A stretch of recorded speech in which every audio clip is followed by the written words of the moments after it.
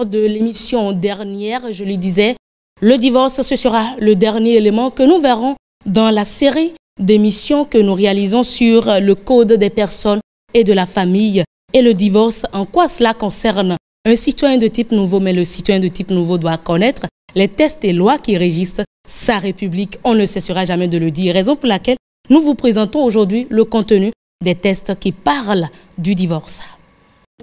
Loi de la République et programme de développement.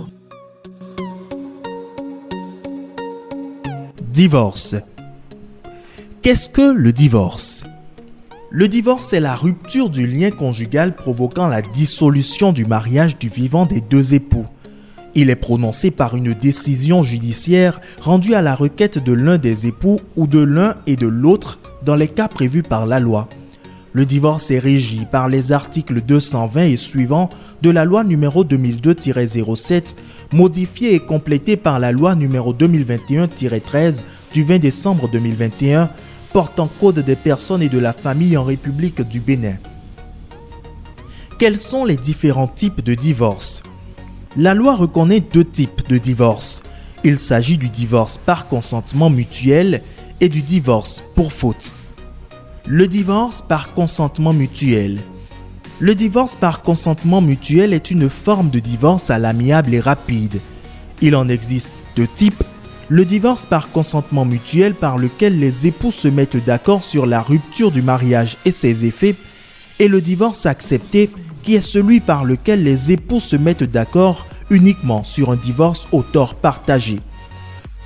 Cependant, la demande doit être obligatoirement accompagnée d'un extrait de l'acte de mariage, des extraits d'actes de naissance des enfants mineurs, d'une déclaration écrite précisant la situation respective des époux quant aux biens qu'ils possèdent et le sort réservé aux enfants nés du mariage, en particulier au regard de leur garde et entretien, d'un inventaire de tous les biens, meubles et immeubles, avec l'indication de l'attribution qui en sera faite à chacun d'eux.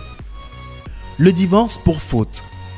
Le divorce pour faute est un divorce judiciaire prononcé à l'encontre de l'époux qui ne respecte pas les devoirs et obligations du mariage et qui, de par son comportement, rend intolérable le maintien de la vie commune. Le législateur permet aux époux d'agir en divorce pour faute pour l'une des causes admises par la loi. Ces causes sont les suivantes: l'absence déclarée de l'un des époux, l'adultère de l'un des époux, la condamnation de l'un des époux à une peine afflictive et infamante, le défaut d'entretien, le refus de l'un des époux d'exécuter les engagements résultant de la convention matrimoniale, la rupture ou l'interruption prolongée de la vie commune depuis 4 ans au moins, l'abandon de famille, les mauvais traitements, excès, sévices ou injures graves rendant l'existence en commun impossible, l'impuissance et ou la stérilité médicalement établie antérieure au mariage et non révélée au moment de la célébration. Pour l'obtention d'un divorce pour faute, l'époux qui veut former une demande en divorce présente en personne sa requête écrite au président du tribunal de première instance. Si la requête est maintenue, le juge entend le demandeur, lui fait les observations qu'il croit convenables et invite les époux à comparaître en personne devant lui pour une tentative de conciliation. En cas d'échec de la conciliation, le juge statue sur le divorce. Qui peut demander le divorce?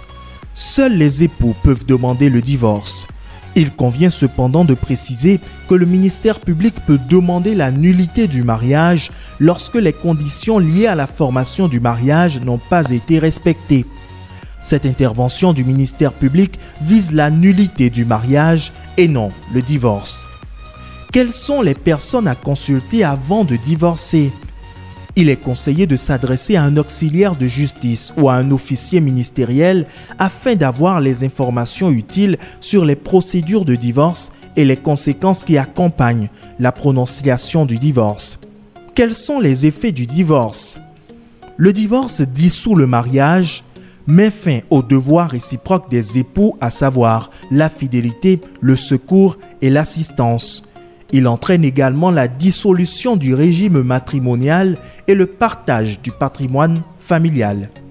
À l'égard des enfants, le divorce n'a aucun impact sur les droits et devoirs des pères et mères, sous réserve des règles relatives à la garde des enfants. La garde des enfants issus du mariage est en principe confiée à l'un ou l'autre des époux en tenant compte uniquement de l'intérêt des enfants. Où se procurer le Code des personnes et de la famille? Le Code des personnes et de la famille est en vente dans les différentes librairies de la place. Un nouveau type de citoyen NTC connaît les textes relatifs au divorce dans son pays.